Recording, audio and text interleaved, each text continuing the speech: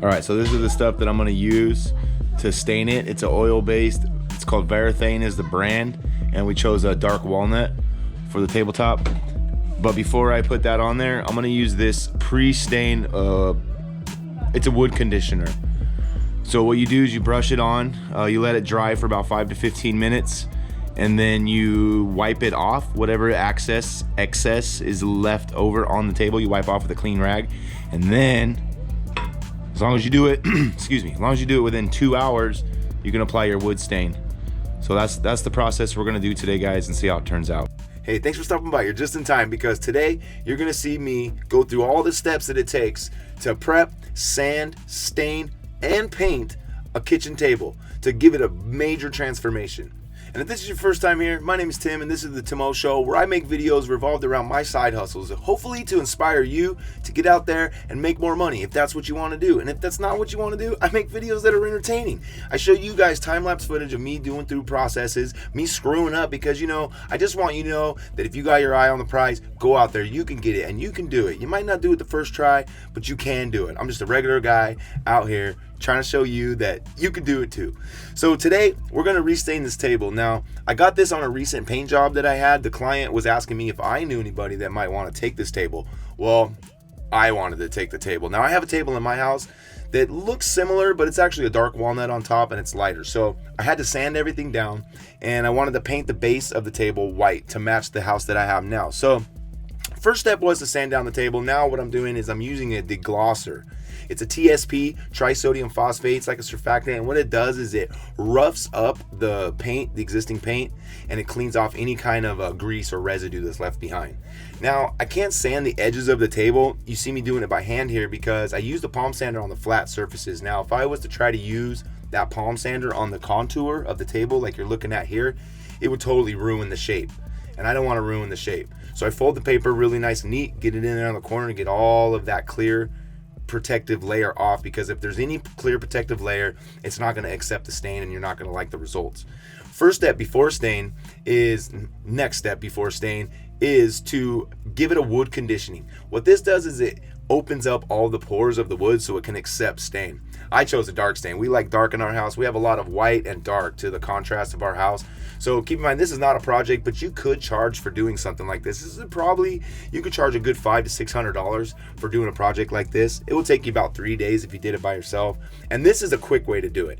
Now, the base, I was gonna spray with my sprayer. I have an airless Graco 595 sprayer, but I kind of wanted to see what it would take to do this project just by hand and not necessarily the right way. Just because not everybody has access to professional equipment and professional tools. So I thought it'd be interesting to do it this way and try some new products. Like this product here is a deglosser. And what it does is it takes the gloss down and kind of gives a little etching so it can accept the paint without having to sand. Because all those little contour pieces is such a headache to try to sand inside of those, and all the tables are even worse. So I said, what the heck? Let's try this. I forget the name of the product, but I'll put it in the link in the description below if you guys are interested. Basically, where we're at today is I'm just going to go ahead and I'm going to throw on some lacquer. I have this brush on lacquer stuff here, clear wood finish, and this is what we use in the inside of my house. Keep in mind, you don't ever want to shake lacquer. Stain, you can shake. Lacquer, you want to steer it. So this is about half full, so I've just been slowly kind of doing this and just swooshing it around, making sure not to shake it, not to create any bubbles. You don't want any bubbles.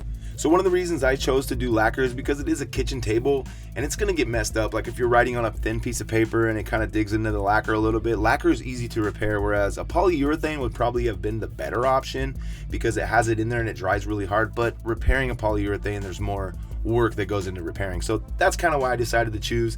If you guys are looking into starting your own paint business and you're not sure where to start, I'll leave a link in the descriptions below to a checklist. And what it does, it just helps you keep moving forward. And if you're interested in how do I bid my jobs and how do I estimate how much to charge for doing my jobs, I'll also leave a link in the description for a calculator and a checklist. So it's like a sheet that I use to go through and bid my jobs.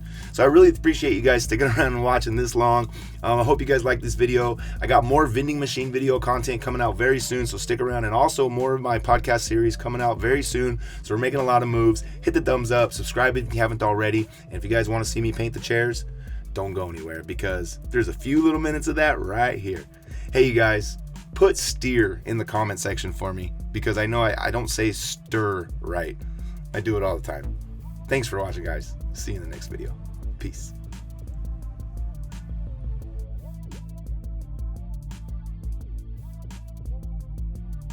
Hey, you stuck around to watch the chair painting?